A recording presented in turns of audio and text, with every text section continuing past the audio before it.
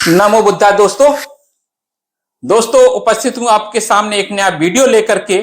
दोस्तों, नेपाल की राजधानी काठमांडू की सड़कों पर 8 सितंबर को भड़का जनाक्रोश सिर्फ सरकार के खिलाफ नहीं था, बल्कि सदियों से चले आ रहे जातिवादी और ब्राह्मणवादी वर्चस्व के खिलाफ एक ऐतिहासिक विद्रोह था। वो आग सदियों से चले आ रहे जातिवाद, ब्राह्मणवादी वर्चस्व और भ्रष्ट सत्ता को जला देने की आग थी। जब युवा उठ खड़े हुए तो उन्होंने साफ कह दिया कि अब और नहीं, अब न जाति का जहर चलेगा, न भाई भतीजावाद का खेल चलेगा। यह विद्रोह सिर्फ नेपाल का नहीं, बल्कि पूरी दक्षिण एशिया की उस व्यवस्था के खिलाफ है जिसने समानता और न्याय के सपनों को कुचल कर रख दिया है।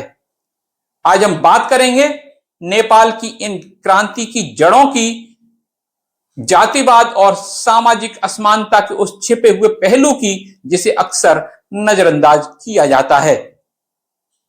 मीडिया द्वारा एक बहाना बनाया जा रहा है कि ये विद्रोह सेंसरशिप को लेकर के था, कुछ सोशल मीडिया चैनलों को पर जो बैन कर दिया गया उसको लेकर के था, लेकिन बात इससे कहीं अलग है।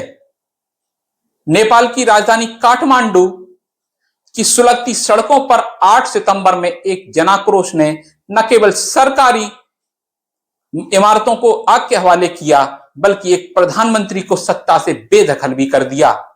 इस उथल पुथल के बीच जहां युवा नेतृत्व वाले प्रदर्शनों ने देश को हिलाकर रख दिया, कानूनी विशेषज्ञ एक गहरे और अक्सर अनदेखे कारक पर प्रकाश डाल रहे हैं: ब्राह्मणवाद और जातिवाद का व्यापक प्रभाव। सामाजिक न्याय के समर्थक और सुप्रीम कोर्ट के अधिवक्ता बलराज सिंह मलिक और मानवाधिकार वकील व कार्यकर्ता कार्तिक नारायण दोनों ने इस बात पर जोर दिया है कि ये प्राचीन सामाजिक संरचनाएं न केवल असमानता को बढ़ावा देती हैं, बल्कि हाल की हिंसा के लिए एक बारूद की तरह काम करती हैं। ऐतिहासिक विरासत और समकालीन आंकड़ों के आधार पर दोनों की अंतर्दृष्टि एक ऐसी कहानी बयान करती है जहां नेपाल के सरकारी तंत्र में ब्राह्मणों के वर्चस्व ने नाराजगी, भाई भतीजावाद और अंततः जैनजी आबादी में क्रांतिकारी विद्रोह को जन्म दिया। दोनों विशेषज्ञ इस बात पर बल देते हैं कि जातिवाद और आर्थिक संकटों का मेल हिंसा को भड़काने में कैसे सहायक रहा। अधिवक्ता मलिक ने द जनता लाइव के हालिया एपिसोड में जोर देकर कहा कि नेपाल में कुल आबादी का लगभग 12% हिस्सा ब्राह्मण समुदाय का है, लेकिन सत्ता और प्रशासन पर उनका दबदबा कहीं अधिक था। प्रधानमंत्री केपी शर्मा ओली से लेकर तमाम संवैधानिक पदों पर ब्राह्मणों का वर्चस्व था। ब्राह्मण और क्षत्रिय यानी खस आर्य वहां कहा जाता है, उनको मिलाकर कुल आबादी का लगभग 28% हैं, लेकिन देश के संसाधनों सत्ता पर इन्हीं दो वर्गों का कब्जा रहा है। एडवोकेट बलराज सिंह मलिक के अनुसार नेपाल की घटनाएं केवल एक सरकार के खिलाफ विद्रोह नहीं है, बल्कि सदियों से चले आ रहे मनुवाद और वर्णवाद के खिलाफ एक जनाक्रोश था। उन्होंने कहा, जिन देशों में सो कॉल्ड हिंदुइज्म है, वहां दरअसल मनुवाद और वर्णवाद की मानसिकता ने बेड़ा गर्क कर दिया है। यह सिर्फ ब्राह्मणों तक सीमित नहीं है, बल्कि एक ऐसा कुचक्र है जिसने हर धर्म में अपनी जड़ें जमा ली हैं।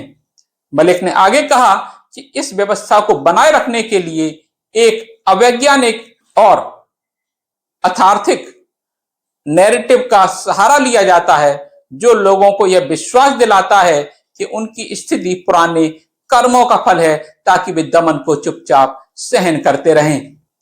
नेपाल में युवाओं के इस आंदोलन को उन्होंने एक सकारात्मक कदम बताया।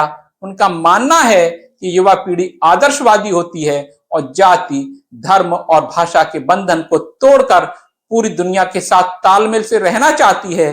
नेपाल की अदालतों पर भी उन्होंने सवाल उठाए, यह कहते हुए कि यदि न्यायपालिका ने संवैधानिक अधिकारों की रक्षा की होती और सत्ता की तानाशाही को न रोकने दिया होता, तो स्थिति इतनी गंभीर नहीं होती। नेपाल की आबादी में ब्राह्मण केवल 12% हैं, लेकिन क्षेत्रियों के साथ मिलकर जिन्हें खस आर्य के रूप में माना जाता है, जो कुल मिलाकर के 28% हैं, इनका सरकारी नौकरियों, न्यायपालिका, सेना और नौकरशाही में असंगत रूप से दबदबा है। दूसरी ओर एडवोकेट कार्तिक नवायन ने नेपाल के अशांति से जातिगत संबंध को ठोस सबूतों के साथ विश्लेषित किया। वे कहते हैं कि नेपाल में युवा नेतृत्व वाले व्यापक विरोध प्रदर्शनों के पीछे ऐतिहासिक और वर्तमान जाति आधारित सत्ता की सघनता एक प्रमुख कारण रही है। तथ्य दर्शाते हैं कि ब्राह्मण नेपाल में अक्सर बाहुन कहे जाने वाले और उनसे निकटता से जुड़े क्षेत्रियों ने ऐतिहासिक रूप से और वर्तमान में नेपाल की राज व्यवस्था पर प्रभुत्व बनाए रखा है। इस प्रभुत्व ने व्यवस्थागत भ्रष्टाचार और भाई भतीजावाद को बढ़ावा दिया है, जिसने व्यापक युवा आक्रोश को हवा दी है। नवायन बताते हैं कि नेपाल की आबादी में ब्राह्मण लगभग 12.2% और क्षेत्रीय 16.6% हैं। यानी इन पहाड़ी उच्च जाति के समूहों की कुल हिस्सेदारी लगभग 28 से 30% है। इसके बावजूद सरकार, नौकरशाही, सेना और न्यायपालिका में शीर्ष पदों पर इनका कब्जा 70 से 80% है। सिविल सेवा की भर्ती के आंकड़े इस अति प्रतिनिधित्व की पुष्टि करते हैं। वित्तीय वर्ष 2017-18 में सरकारी नौकरियों में भर्ती होने वाले ब्राह्मणों में 33.3% और क्षेत्रीय 20% थे। 2018 और 19 में लोक सेवा आयोग की सिफारिशों में ब्राह्मणों का हिस्सा 38.9% था और ब्राह्मण व क्षेत्रियों ने मिलकर सिविल सेवा में नए प्रवेशकों का 55% हिस्सा बनाया। ब्राह्मण राजनीति, मीडिया और अन्य सार्वजनिक क्षेत्रों में भी हावी हैं। यह पैटर्न 2007 में दलितों, जनजातियों, मधेशियों और स्वदेशी समुदायों जैसे हाशियाकृत समूहों के समावेश को बढ़ावा देने के लिए शुरू की गई सकारात्मक कार्रवाई की नीतियों के बावजूद बना हुआ है। यह प्रभुत्व ऐतिहासिक कारकों से उपजा है, जिसमें राणा शासन और राजशाही 2008 से पहले की विरासत शामिल है, जहां सत्ता इन जातियों के बीच केंद्रित थी। इससे ऐसे जमे जमाए नेटवर्क बने जो नियुक्तियों और पदोन्नतियों में अपने लोगों को तरजीह देते हैं। नेपाल में हिंसा, इस विषय पर बात करेंगे। ब्राह्मण नेपाल में अक्सर बाहुन कहे जाने वाले और उनसे निकटता से जुड़े क्षेत्रियों ने ऐतिहासिक रूप से और वर्तमान में नेपाल की राज्य व्यवस्था पर प्रभुत्व बनाए रखा है। इस प्रभुत्व ने व्यवस्थागत भ्रष्टाचार और भाई भतीजावाद को बढ़ावा दिया है, जिसने व्यापक युवा आक्रोश को हवा दी। भ्रष्टाचार और भाई भतीजावाद के संबंध में ब्राह्मण क्षेत्रीय अभिजात वर्ग के बीच सत्ता की सघनता ने भाई भतीजावाद को बढ़ावा दिया, जहां पदों और संसाधनों का आवंटन योग्यता के बजाय परिवार और जाति के संबंधों के आधार पर किया जाता है, जिससे भ्रष्टाचार को और बढ़ावा मिलता है। ट्रांसपेरेंसी इंटरनेशनल के करप्शन परसेप्शन इंडेक्स में नेपाल 180 देशों में 107वें स्थान पर है। पोखरा अंतरराष्ट्रीय हवाई अड्डा परियोजना में $71 मिलियन के गबन जैसे उदाहरण सामने आए हैं। जनता का आक्रोश नेपोकिट्स, राजनेताओं, नौकरशाहों और न्यायाधीशों, जो प्रमुखतः इन्हीं जातियों के हैं, कि बच्चों पर केंद्रित है, जो सोशल मीडिया पर लुई विटॉन के सामान या मर्सिडीज कारों के साथ शान शौकत भरी जिंदगी दिखाते हैं, जबकि आम नेपाली गरीबी और खराब सार्वजनिक सेवाओं का सामना करते हैं। प्रदर्शनकारी इसे एक राजनीतिक मुखौटा वाला ब्राह्मणवाद करार देते हुए जातिगत विशेषाधिकार को सीधे संस्थागत भ्रष्टाचार और आर्थिक बहिष्कार से जोड़ा है। ब्राह्मण क्षेत्रीय अभिजात वर्ग के बीच सत्ता की सघनता ने भाई भतीजावाद को बढ़ावा दिया, जहां पदों और संसाधनों का आवंटन योग्यता के बजाय परिवार और जाति के संबंधों के आधार पर किया जाता है, जिससे भ्रष्टाचार और बढ़ता है।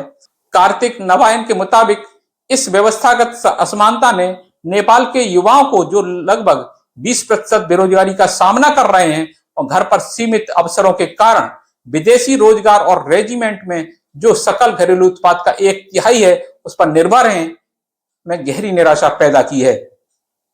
दोस्तों, नेपाल के जो युवा हैं वो रूस की सेना में, चीन की सेना में, भारत की सेना में, इंग्लैंड की सेना में, वो बेचारे वहां जाकर के नौकरियां कर रहे हैं, क्योंकि उनके यहां नौकरियों को खत्म कर दिया गया, और हैं भी तो वो गिने चुने लोगों के पास में हैं।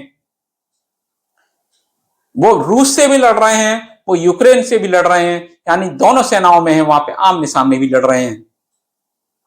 8 सितंबर को सरकार द्वारा सोशल मीडिया प्लेटफॉर्म पर लगाए गए प्रतिबंध, जिसे भ्रष्टाचार विरोधी आलोचना को दबाने का प्रयास माना गया, के जवाब में विरोध शुरू हुए तो तेजी से भ्रष्टाचार, भाई भतीजावाद और राजनीतिक ठहराव के खिलाफ एक व्यापक विद्रोह में बदल गया। हालांकि सभी कवरेज स्पष्ट रूप से जाति को केंद्र में नहीं रखता। कुछ विश्लेषणों ने इस आंदोलन को ब्राह्मणवादी वर्चस्व के खिलाफ विद्रोह बताया है, जहां जातिगत भेदभाव ने आर्थिक ग्रीवांसेस और निचली जातियों व जातीय समूहों के बहिष्कार को और बढ़ा दिया। प्रमुख घटनाओं में प्रदर्शनकारियों का सरकारी भवनों पर कब्जा, पुलिस के साथ झड़पें जिनमें कम से कम 19 लोगों की मौत और सैकड़ों घायल हुए, और प्रधानमंत्री केपी शर्मा ओली का इस्तीफा शामिल है। प्रतिबंध को कुछ ही दिनों में हटा लिया, लेकिन जवाबदेही की मांग को लेकर आक्रोश बना रहा, जो जाति आधारित विशेषाधिकारों को खत्म करने की व्यापक मांगों से जुड़ा हुआ है। पत्रकार प्रतिमा मिश्रा के अनुसार यह केवल भ्रष्टाचार या सेंसरशिप के बारे में नहीं है, यह ब्राह्मणवादी वर्चस्व के खिलाफ एक विद्रोह है। नेपाल की यह क्रांति एक चेतावनी है, जो सत्ता, जाति और विशेषाधिकार पर खड़ी है वो ज्यादा दिन तक नहीं टिक सकती। आज नेपाल के युवाओं ने राजमहलों और सत्ता के किलों को चुनौती दी है। कल यह गूंज दूसरे देशों और पूरे दक्षिण एशिया में सुनाई दे सकती है। याद रखिए, असली क्रांति सिर्फ सरकार गिराने से नहीं आती, असली क्रांति तब होगी जब हम मनुवादी ढांचे को तोड़कर बराबरी और न्याय की नींव रखेंगे।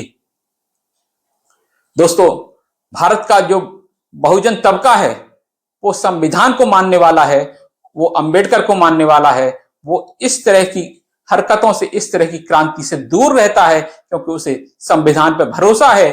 भारत में इस तरह की क्रांति नहीं हो सकती, क्योंकि भारत में जो संविधान है वो अंबेडकर का दिया हुआ है, और हम लोग अंबेडकर को मानने वाले हैं, भारतीय कानून को मानने वाले हैं, भारतीय संविधान के पूजक हैं, भारतीय संविधान को मानने वाले हैं। अगर आप भी मानते हैं कि जातिवाद और वर्चस्व का अंत होना चाहिए, तो इस आवाज को आगे बढ़ाइए और इस वीडियो को लाइक, सब्सक्राइब और शेयर कीजिए। मिलता हूं अगले वीडियो में, तब तक के लिए नमो बुद्धाय।